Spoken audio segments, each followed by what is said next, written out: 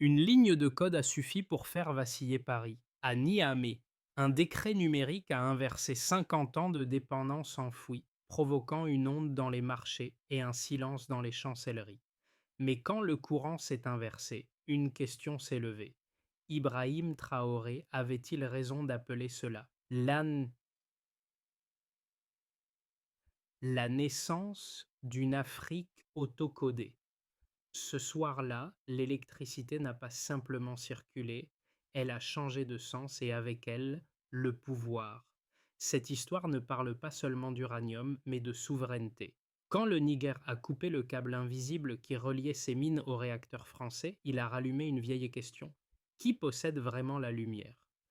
Pendant que les analystes calculaient les pertes, Ibrahim Traoré au Burkina Faso voyait un test moral pour tout un continent. Nous ne reprenons pas les armes, disait-il. Nous reprenons la clé. Son message dépassait la politique. Il évoquait la dignité, la fin d'un siècle d'autorisation et de tutelle. Chaque tonne d'uranium nationalisé devenait un symbole, chaque kilowatt un acte de réécriture. Et dans ce retournement discret, l'Afrique passait du statut de ressource à celui d'acteur. Ce n'était pas une révolte, c'était une reprogrammation du monde, ligne par ligne, volte par volte. Le choc n'a pas éclaté dans la rue, mais sur un écran. En quelques phrases, le gouvernement du Niger annonçait la nationalisation totale de l'uranium. Les algorithmes de Paris ont clignoté, les analystes de Bruxelles ont suspendu leurs prévisions. Dans la première heure, les marchés français n'ont perdu plusieurs milliards d'euros. Ce chiffre, modeste à l'échelle mondiale, a pourtant fait trembler un ordre vieux d'un demi-siècle. Pendant 50 ans, la France avait puisé sa lumière dans le sol africain. Les réacteurs d'Orano brillaient grâce à la poussière du Sahel. Mais à Agadez, à Arlit, les foyers restaient sombres. Ce paradoxe, Ibrahim Traoré l'avait souvent dénoncé. Comment un continent qui alimente le monde peut-il demeurer dans l'ombre? Ce jour-là, la question a trouvé sa réponse. Le Niger n'a pas rompu le lien, il l'a retourné. Les ingénieurs militaires ont scellé les stocks d'uranium, les diplomates ont reçu un message laconique. Les opérations avec Orano sont suspendues jusqu'à nouvel ordre. Le geste semblait administratif, presque banal, mais il contenait une déclaration tectonique. L'Afrique ne voulait plus obéir à la tension des autres. À Paris, les responsables ont d'abord parlé de malentendus, puis de trahison. À Ouagadougou, Ibrahim Traoré a répliqué calmement que ce n'était ni une rébellion ni un isolement, mais une synchronisation. Ce mot, choisi avec soin, a transformé la perception du monde. Il ne s'agissait plus d'un pays contre un autre, mais d'un système contre un modèle. Dans les capitales européennes, les calculs de risque se sont réécrits. L'Afrique, que l'on croyait périphérique, était redevenue centrale. Et dans cette inversion discrète, l'énergie cessait d'être une marchandise. Elle devenait un langage de souveraineté. Ibrahim Traoré observait la scène depuis Ouagadougou, silencieux mais lucide.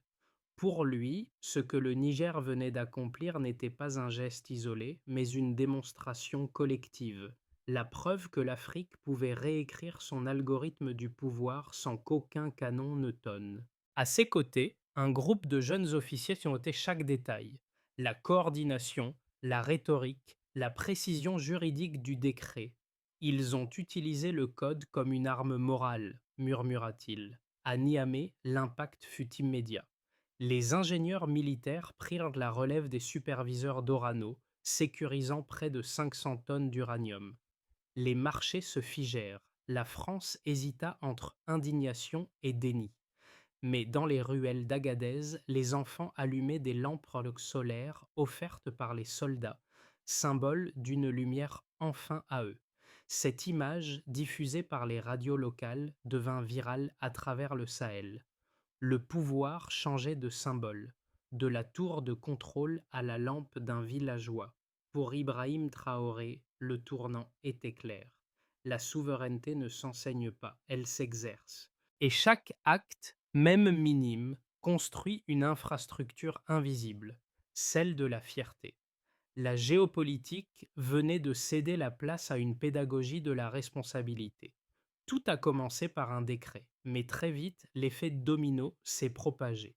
Le lendemain de l'annonce, les serveurs d'Orano à Paris ont signalé la perte de connexion avec les bases de données du Niger. Les premières alertes internes ont circulé vers minuit. Les canaux d'accès sont suspendus. En moins de 12 heures, les expéditions prévues ont été bloquées aux douanes de Niamey, les cargaisons sous scellés militaires. L'Afrique, selon les observateurs occidentaux, venait de se débrancher, mais dans les faits, elle venait surtout de se reconnecter à elle-même.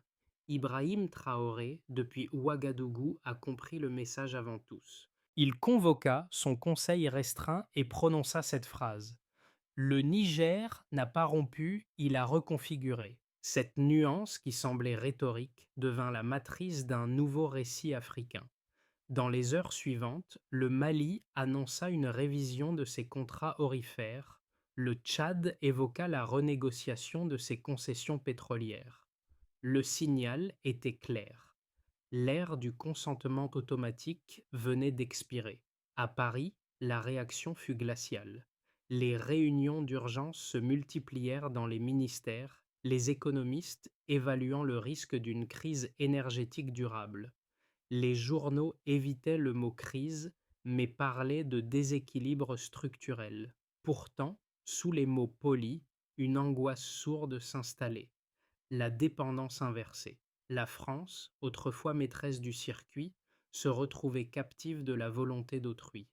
Dans les rues de Niamey, il n'y eut ni défilé, ni tumulte. Seulement des murmures de soulagement. Les anciens sur les marchés répétaient: 50 ans d'attente pour un clic. Ce clic devint la métaphore d'une renaissance. À Washington et à Bruxelles, les modèles d'approvisionnement furent recalculés. Le prix de l'uranium bondit de 18% en 2 jours.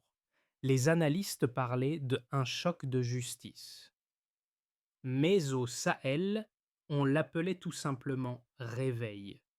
Ibrahim Traoré, lors d'une allocution sobre, félicita le Niger pour son courage tranquille et ajouta: ce que vous avez fait avec l'uranium, nous devons le faire avec la dignité.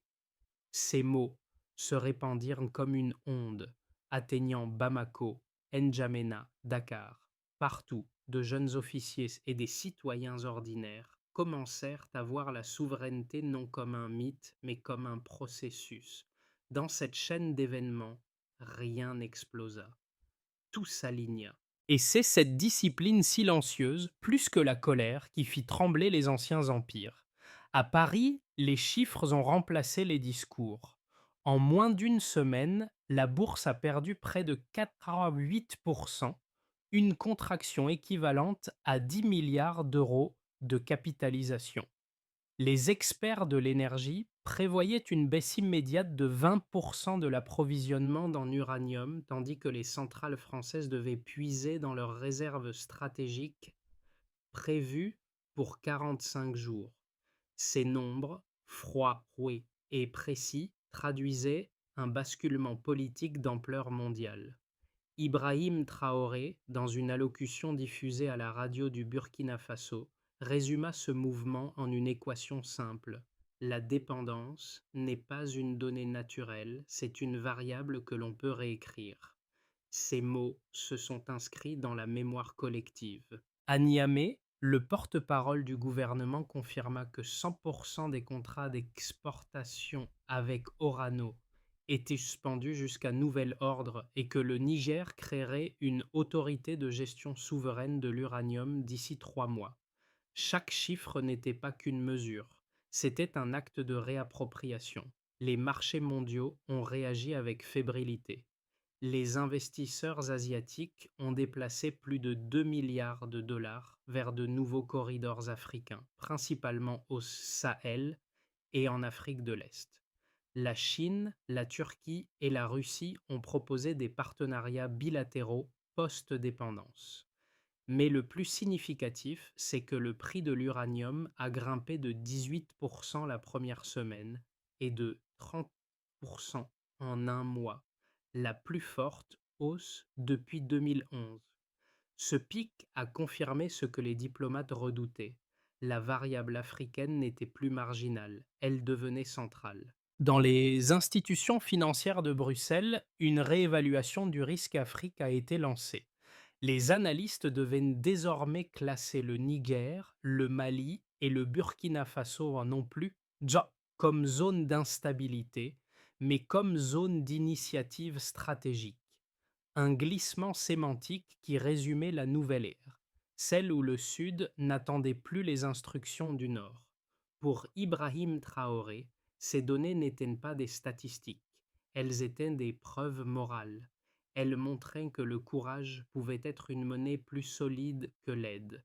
Et dans cette logique de baseline, delta, chaque pourcentage, chaque variation devenait la mesure d'un changement civilisationnel. Les critiques occidentaux affirment que le Niger a agi par impulsion. Selon eux, rompre avec Orano sans transition revient à menacer la stabilité énergétique de tout le continent. Ils rappellent que la nationalisation ne garantit ni la transparence ni la croissance et que le pouvoir concentré entre les mains de militaires peut étouffer la responsabilité civile. Leur argumentation repose sur un principe économique.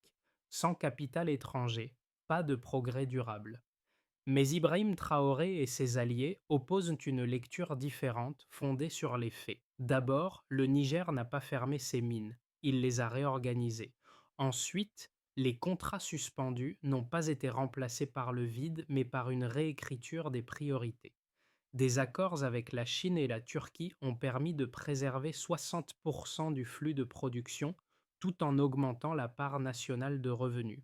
Enfin, la stabilité ne dépend pas de la signature d'un traité, mais de la légitimité populaire qu'il incarne. Les observateurs indépendants reconnaissent une réalité dérangeante. Malgré les sanctions, le Niger n'a pas sombré. Ses indicateurs macroéconomiques se sont redressés après 3 mois.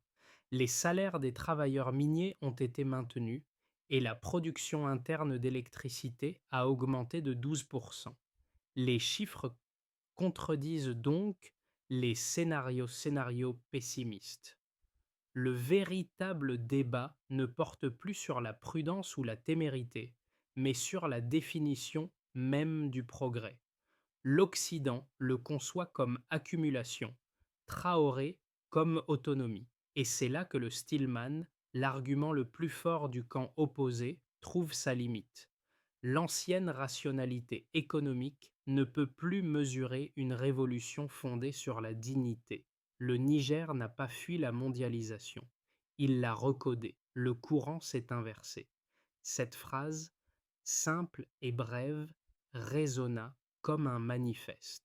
Dans le désert de l'Aïr, là où tout semblait figé, une nouvelle dynamique se mit en marche. Les convois d'uranium, autrefois escortés vers la Méditerranée, restaient désormais sur le sol nigérien. Pour Ibrahim Traoré, ce n'était pas un arrêt, c'était une bascule. L'Afrique ne quittait pas la scène mondiale, elle en changeait le centre de gravité. Dans ses discours, il évoquait une souveraineté numérique, où les données, les métaux et l'énergie constituaient un même langage. À ses yeux, le Sahel n'était plus la marge du monde, mais son laboratoire moral. À Paris, cette idée paraissait impensable. Pourtant, dans les faits, l'Europe dépendait désormais de ceux qu'elle appelait autrefois partenaires secondaires. Le déséquilibre s'était mué en dialogue forcé, et ce dialogue, né du silence africain, commençait à réécrire les manuels de stratégie. Ce moment marquait le milieu du récit, celui où le calme devient pouvoir, et où l'Afrique, enfin, commence à parler sa propre syntaxe. Les effets du basculement se sont manifestés bien au-delà du Sahel. Pour les nations africaines, la réorganisation du flux énergétique signifiait une souveraineté retrouvée. Le Niger, le Mali et le Burkina Faso ont lancé un consortium régional chargé de fixer les prix des matières stratégiques, un modèle inspiré de l'OPEP mais fondé sur la transparence plutôt que la rente. Chaque État garde 70% des bénéfices d'exploitation contre 20% auparavant, un chiffre symbolique mais historique. Cette redistribution a permis de financer les infrastructures locales, routes, réseaux solaires et universités techniques. Pour les dirigeants politiques, la mutation était plus subtile. Ibrahim Traoré rappelait que le pouvoir sans discipline n'est qu'un feu de paille. Les gouvernements du Sahel ont donc instauré des audits publics trimestriels sur la gestion des ressources. Le ton n'était plus celui de la défiance mais de la responsabilité. Les élites habituées aux dividendes silencieux devaient désormais rendre des comptes devant la nation. L'idée d'un leadership moral, rare en géopolitique, prenait corps. Pour les non-dirigeants, pour les citoyens ordinaires, les travailleurs, les ingénieurs, les enseignants, la répercussion fut immédiate. Le salaire moyen dans les mines du Niger augmenta de 15%, tandis que les programmes de formation technique triplaient leurs effectifs. Dans les villages, la lumière n'était plus un luxe. Un réseau solaire transfrontalier, baptisé Sahel Énergie Commune, reliait déjà 6 capitales régionales. L'électricité devenait non seulement un service mais un symbole de dignité. Enfin, pour le reste du monde, la leçon fut claire. L'Afrique n'était plus le terrain d'application d'autrui. Les États-Unis réévaluaient leur route d'approvisionnement. L'Europe révisait sa diplomatie énergétique et la Chine adaptait sa stratégie d'investissement. Le prix de la confiance, désormais, se négociait au Sud. Les ONG parlaient d'un effet Traoré, un terme qui résumait la combinaison rare de lucidité et de calme avec laquelle le Burkina Faso accompagnait la transformation. En moins d'un an, le centre de gravité du pouvoir s'était déplacé, non par la force, mais par la cohérence. Et dans ce silence nouveau, l'Afrique, enfin, faisait parler ses chiffres. Les analystes décrivent désormais 3 trajectoires possibles pour le Sahel. Dans le de base, stabilité progressive. Le Niger consolide sa souveraineté minérale, le Burkina Faso étend la coopération énergétique et une normalisation discrète s'installe avec l'Europe. Le prix de l'uranium se stabilise autour de plus 122% par rapport à la période pré-nationalisation. L'Afrique devient un acteur régulateur du marché plutôt qu'un fournisseur passif. Dans le optimiste, le corridor énergétique panafricain se réalise. Sous l'impulsion d'Ibrahim Traoré, un réseau d'interconnexion solaire et minier unit 6 nations, partageant savoir-faire et stockage. Les revenus issus des ressources sont réinvestis localement, réduisant la dépendance extérieure de 40%. Le Sahel devient un laboratoire de transition énergétique du Sud global, attirant des capitaux asiatiques et latino-américains. Dans le pessimiste, retour de la fragmentation. Si les tensions internes réapparaissent, corruption, rivalité frontalière ou sabotage économique, la dynamique pourrait s'inverser. Le Niger risquerait un isolement financier et une inflation rapide. Dans ce cas, la souveraineté sans discipline se transformerait en illusion coûteuse. Ibrahim Traoré, conscient de ces risques, plaide pour un modèle de stabilité par la clarté. Nous n'avons pas besoin d'un miracle, mais d'un calendrier, dit-il. Son approche repose sur 3 principes: responsabilité partagée, transparence mesurable et autonomie progressive. Le progrès, dans sa vision, n'est pas un bond, mais une cadence, celle d'un continent qui apprend à maintenir la lumière sans la perdre. Et si la clé du prochain siècle n'était pas la conquête, mais la cohérence? Cette question, suspendue entre les bureaux de Paris et les plaines du Sahel, marque le début d'une ère où la souveraineté devient une discipline quotidienne, pas un cri de victoire. Dans les rues de Ouagadougou et de Niamey, le changement se mesure moins en mégawatts qu'en regards. Les enseignants parlent désormais de science en langue locale, les ingénieurs forment des apprentis dans des hangars illuminés par leurs propres panneaux solaires. Une génération entière redécouvre que le progrès n'a pas besoin d'accent étranger pour exister. Ibrahim Traoré, devenu symbole de ce renversement tranquille, répète souvent: la souveraineté commence quand on cesse de demander la permission d'espérer. Les citoyens, eux, traduisent cette philosophie en gestes simples. Dans les villages du Sahel, des coopératives de femmes produisent des batteries artisanales, tandis que les jeunes diplômés conçoivent des applications de suivi énergétique. Le numérique n'est plus perçu comme un luxe, mais comme un prolongement de la souveraineté. Les radios communautaires diffusent des débats sur la transparence budgétaire, les imams et les prêtres parlent d'équité comme d'un devoir spirituel. Les observateurs étrangers, longtemps sceptiques, admettent une mutation culturelle difficile à quantifier. L'Afrique de l'Ouest ne se définit plus par ce qu'elle exporte, mais par ce qu'elle construit pour elle-même. Dans cette lumière douce, le projet du Niger n'est plus une exception, il devient un modèle. Et sous la surface des chiffres et des traités, c'est une émotion nouvelle qui circule, celle d'un continent qui enfin croit à sa propre endurance. La vision d'Ibrahim Traoré s'articule désormais autour d'un plan en 5 étapes claires. Première étape: consolider la gouvernance des ressources. Les contrats miniers sont rendus publics. Chaque signature doit être accompagnée d'un audit citoyen. Deuxième, renforcer la capacité industrielle locale en finançant des usines de transformation d'uranium et de batteries. L'objectif est de créer d'ici 2 ans une chaîne de valeur entièrement africaine. Troisième, relier les réseaux énergétiques du Sahel par une dorsale solaire commune, baptisée couloir de la lumière.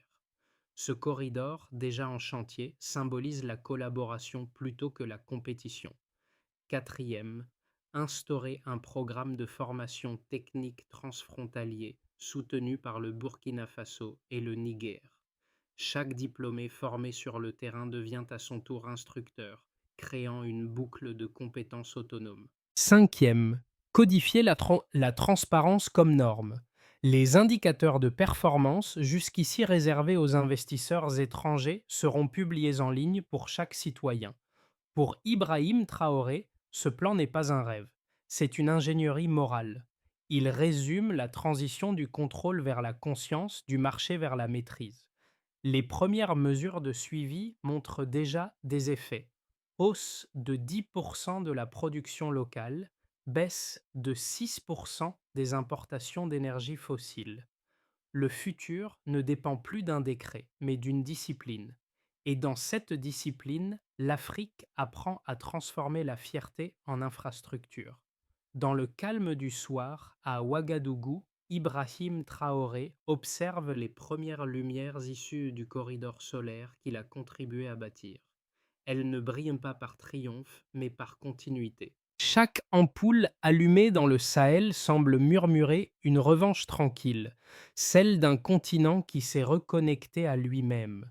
Le souvenir des années d'obscurité n'a pas disparu, il éclaire désormais la conscience.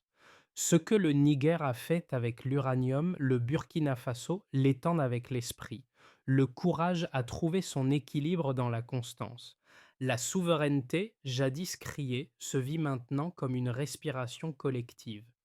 Et tandis que les anciennes puissances réévaluent leurs cartes, l'Afrique redéfinit son centre. Le véritable progrès n'est pas dans la conquête, mais dans la lumière qui reste allumée quand les caméras s'éteignent. Cette lumière-là, Ibrahim Traoré la nomme simplement persévérance. Le récit du Niger et du Burkina Faso n'est pas une conclusion mais une invitation. L'histoire prouve qu'une révolution peut naître d'un silence, qu'une simple ligne de code peut redéfinir la dignité. Ibrahim Traoré l'a montré, la puissance ne réside pas dans la force mais dans la cohérence. Aujourd'hui, la lumière du Sahel n'éclaire pas seulement des villes, elle inspire un langage, celui de peuples qui refusent d'être périphériques dans leur propre avenir. Chaque citoyen, chaque nation peut choisir de rallumer sa part de vérité. Le monde observe, parfois inquiet, parfois admiratif. Mais au-delà des frontières, c'est la même équation morale qui se pose. Comment maintenir la lumière sans la posséder? Si vous croyez que la justice voyage plus vite que la propagande, partagez cette histoire, non pour célébrer une rupture, mais pour prolonger une leçon. La souveraineté commence toujours par un geste de clarté.